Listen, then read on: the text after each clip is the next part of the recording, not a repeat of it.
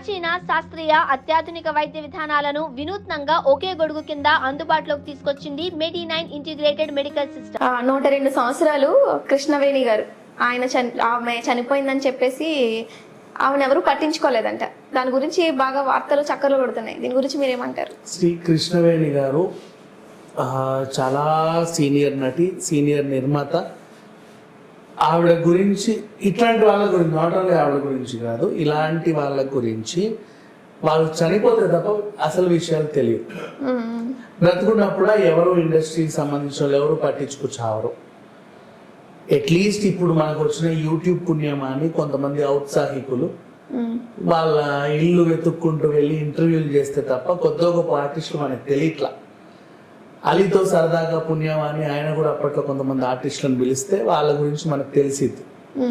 ఇలా ఇలా ఇలా ఉన్నారనమాట.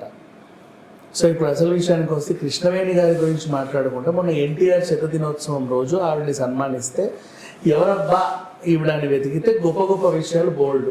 2004లో దాదాసాహెబ్ ఫాల్కే అవార్డు కూడా అందుకున్న నటీమణి, సీనియర్ అనమాట. అసలు ఎన్టీఆర్ గారిని తెరకు పరిచయం చేసిందే కృష్ణవేణి.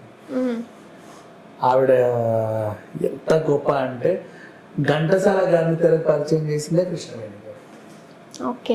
నెక్స్ట్ ఎస్వి రంగారావు గారిని తెరకు పరిచయం చేసిందే కృష్ణవేణి గారు. అలాంటి ఎన్టీఆర్ శతదినోత్సవంలో ఆవిడని సత్కరించడం నిజంగా చాలా గ్రేట్. సో అట్లాంటి టైంలోనే చాలా మంది గొప్ప గొప్ప వాళ్ళ గురించి మనకు తెలుస్తూ ఉంటుంది. సరే, ఎంత గొప్పలో ఏంటో మొత్తానికి అయితే ఒక టైం వచ్చింది, పాపం ఆవిడ చనిపోయింది. ఆవిడ కూడా మంచి హెల్తీ, మంచి డైట్ మెయింటైన్ చేసేవాళ్ళట. ఎక్కువ వీలు కుదిరినప్పుడల్లా పళ్ళు తినేవాళ్ళు. మధ్యాహ్నం ఏది పడితే తినేది. సాయంత్రానికి వస్తే అప్పుడప్పుడు అది అప్పుడప్పుడు ఇదని కొంచెం గట్టిగా మంచి డైట్ ఫాలో అయ్యేది. హెల్తీగా ఉండేది. లిఫ్ట్ ఆఫ్ అయినా సరే మెట్లెక్కి ఇంటికి వెళ్ళగలిగా అంత శక్తి ఉండేది.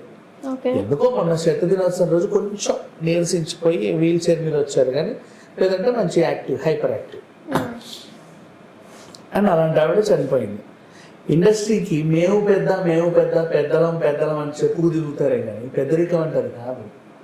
ఇలాంటి మహామహులకి ఎప్పుడైనా ఏదైనా అయినప్పుడు ఎక్కువ ఇంటికి వెళ్ళడమో, లేకపోతే ఫిలిం ఛాంబర్లో ఏదైనా చిన్న కార్యక్రమం నిర్వహించడమో, అందరూ కలిసి ఒక వేదిక మీదకి వచ్చి ఆవిడకి నివాళులు అర్పించడం లాంటివి చేయాలి. లేదా ఓ రోజు షూటింగ్ ఆపేసినా సరే తప్పులేదు. అది ప్రొడ్యూసర్స్ నష్టమే, బట్ ఇట్స్ ఓకే. ఈ టైప్ అంతే, ఆ రేంజ్ నివాళులు అర్పించాలి.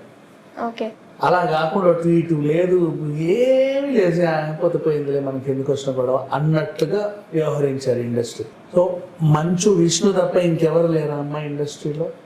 సరే, అయినప్పటికీ ఒక లెజెండ్కు పుట్టినటువంటి అబ్బాయి కాబట్టి, మా అసోసియేషన్ ప్రెసిడెంట్ కాబట్టి బాధ్యతగా వ్యవహరించి ఒక ట్వీట్ పెట్టాడు అంతే. మిగతా ఎవరు కనీసం ఆ ట్వీట్ కింద ఆర్ఐపీలు కూడా పెట్టించావరే. ఎవరు ఇండస్ట్రీ మాలో ఎంతమంది ఉన్నారు? 1000 మంది ఉన్నారు. 1000 మందికి బాధ్యతలు లేవా? ఒక సీనియర్ నటీమణి చనిపోతే ఇదే నా వ్యవహరించే తీరు అంటే ఆవిడెవరో ఈ జనరేషన్ తెలియకపోతే ఆవిడ గొప్పది కదా. నీకు తెలిస్తేనే నువ్వు గొప్పదానివా? 10 మందికి తెలిస్తేనే గొప్పలు.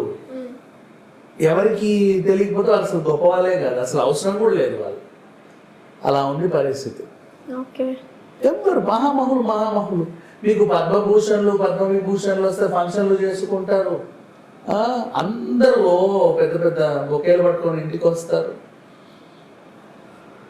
ఇట్లాంటి సందర్భాలు ఉన్నప్పుడు మాత్రం ఒక ట్వీట్ లేదు, ఒక కనీసం వాళ్ళ ఇంటికి వెళ్ళిన ప్రముఖులు లేరు.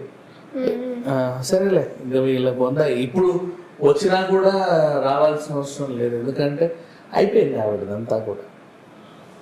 సో ఎప్పుడైనా సరే సీనియర్ తమిళనాడు వాళ్ళు స్మరించుకున్నారు మళ్ళీ.